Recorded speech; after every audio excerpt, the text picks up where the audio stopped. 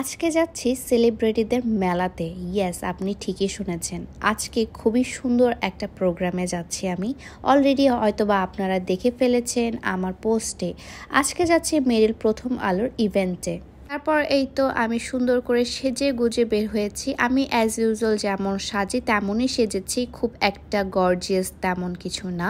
আমার নিজের কাছে আমার নিজের খুব সিম্পল থাকতে খুব বেশি ভালো লাগে, খুব একটা গর্জিয়াস ভালো লাগে না আমার নিজের কাছে। এই যে আপনাদের রথি আপুও চলে এসেছে। রথি আপু এবং আমি দুইজনে পিঙ্কিশ টাইপের একটা ড্রেস পরেছিলাম। আমাদের প্ল্যানিং ছাড়া এই ড্রেসগুলো কেন জানি মিলেই গিয়েছিল, মনের টান থাকলে যা হয় আর কি। তো আমরা দুইজনেই এখানে এন্ট্রি করব। এখন আমরা এন্ট্রিতে দুজনকার ভিডিও করে দিচ্ছিলাম। এন্টারটেইনমেন্ট পার্টনার হিসেবে এবার ছিল কিন্তু টিকটক। ইয়েস গাইস, মেরিল প্রথম আলো পুরস্কারের মধ্যে টিকটকের এন্টারটেইনমেন্ট পার্টনার হিসেবে থাকাটাও কিন্তু একটা বেশ বড় ব্যাপার।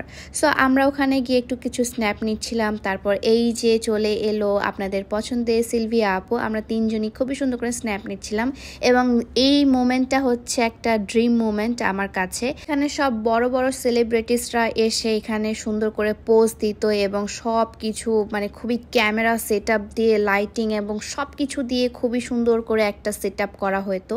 সো এই জায়গায় আমিও যাব কখনো, এটা আসলে আমার কাছে ড্রিমের মতোই লাগছিল এবং এখানে পোজ দেওয়াটাই আমি খুবই নার্ভাসও ফিল করছিলাম। আমি এইখানে যাব আমি কখনোই চিন্তা করিনি। তারপর এখানে আমরা সুন্দর ফটো সেশন করছিলাম। আমাদের ব্যাগটাও কিভাবে যেন মিলে গিয়েছিল। আমাদের কিন্তু একদমই প্ল্যানিং ছিল না এই সুন্দর সুন্দর সেট আপগুলো নেওয়ার।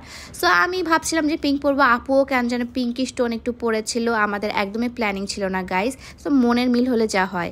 সো আমরা ভিতরে এন্ট্রি করে ফেললাম। এখানে মেরিল প্রথম আলো পুরস্কার মানে এই জায়গাতে যাওয়া একটা ড্রিম ছিল আমার কাছে এবং সব অ্যাক্টরগুলোর পারফরমেন্স দেওয়া শুরু হয়ে গেল। খুবই ভালো লাগছিল সামনাসামনি তাদেরকে দেখতে এবং এনজয় করছিলাম অনেক আমরা।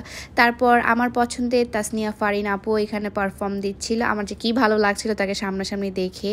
তারপর 3 ফেভারিট পার্সন আমার এখানে পারফরমেন্স দিচ্ছিল। খুবই ভালো লাগছিল এই জিনিসটাও দেখে। এখানে মেহজাবিন আপু ছিল, তাসনিয়া ফারিন আপু ছিল, সাবিলা নূর আপু ছিল। এই যে আমার পছন্দের আরফান নিশো আমার সামনে, আমি এটা দেখে তো আরও বেশি হ্যাপি ছিলাম। বাই দ্য ওয়ে তিনি কিন্তু 2টা অ্যাওয়ার্ড পেয়েছিল। তারপর আমি সিলভিয়া আপুর সাথে একটু স্ন্যাপ করছিলাম। এই যে সুন্দর একটা মুমেন্ট, মানে সিলভিয়া আপু এবং আমি কিন্তু আপন বোনের মতোই লাগে কারণ আমাদের দাঁতগুলো মিল আছে। তারপর টিকটক থেকে কারণ ছিল।